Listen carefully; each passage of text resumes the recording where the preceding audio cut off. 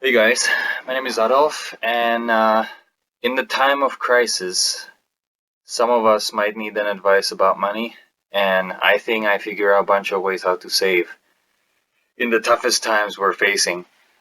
Some of us have families, houses, and cars to pay for, and you need money.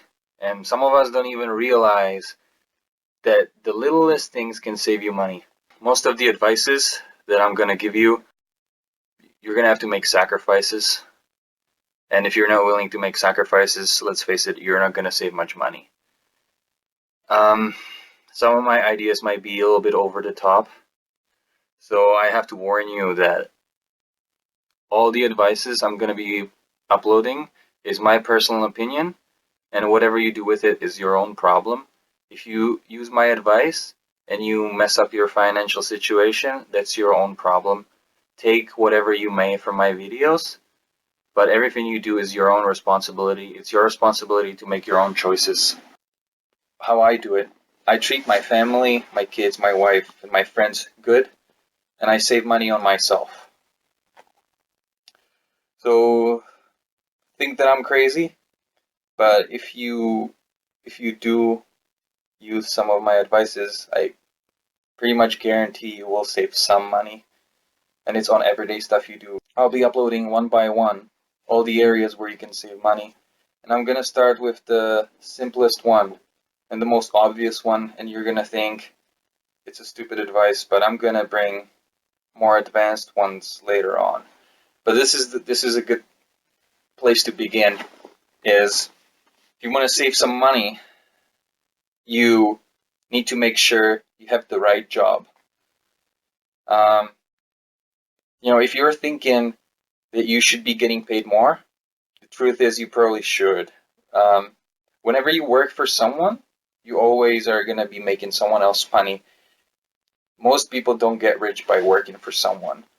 A lot of employers, they will cut your wages to the minimum so they can make the highest profits.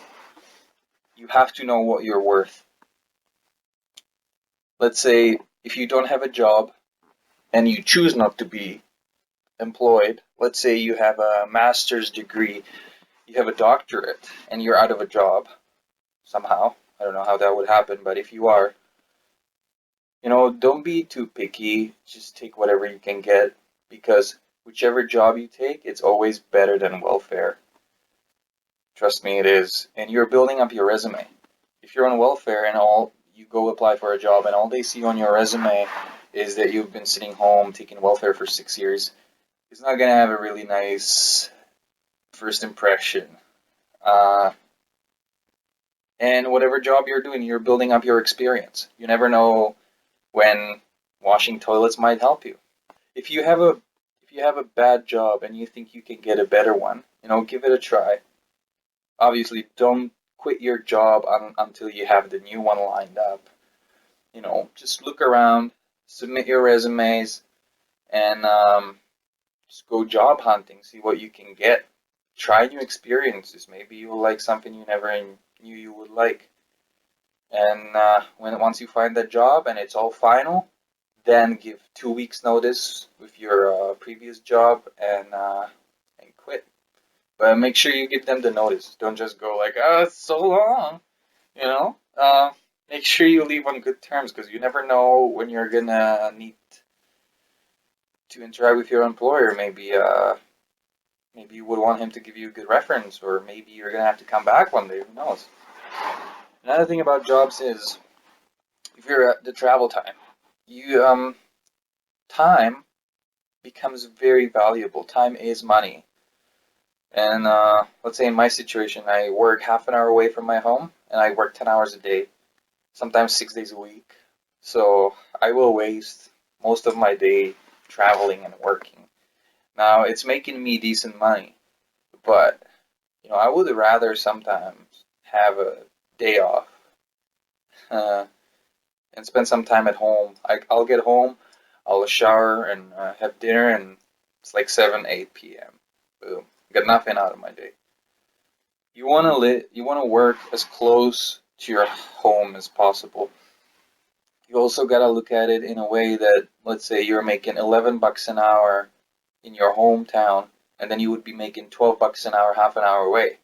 Guarantee way better working for 11 bucks right next to your house than 12 bucks far away. You got to look at it from that angle too.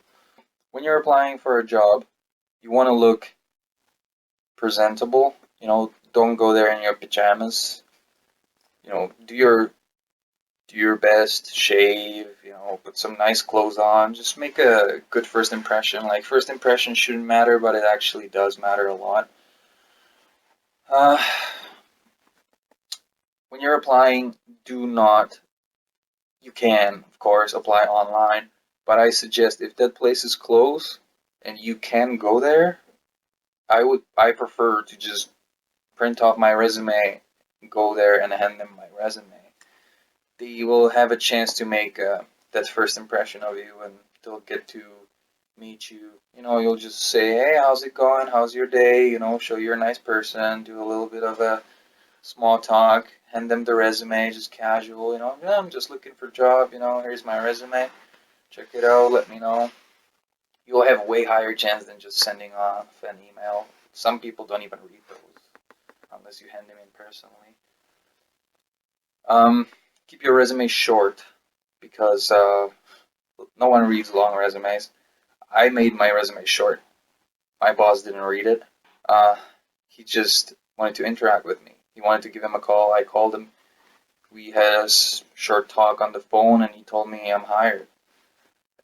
He didn't even know that I went to university until recently, and it was these big bold letters on my resume. He didn't read it. Some people just care about the character you are. So, make sure you interact with the people when you're applying for a job. Don't just send off resume. Oh yeah, they'll call me back. Chances are some people wouldn't. Another thing is, when you're applying for a job, make sure you know how much you're worth. Do a research of the job market. Some people will ask you, how much do you want to get paid? And then if you say, well, I don't know, like I'm a good worker, but I don't have much experience, I don't know. They're gonna be like, well, there you go, 12 bucks an hour. That's all I can get you. If you walk up in there and you say, yeah, I did this before, blah, blah, blah. I looked around in the other jobs and everyone offers 18 bucks an hour, so I wouldn't want to be making less than 17. Boom. They say, okay. So my boss did.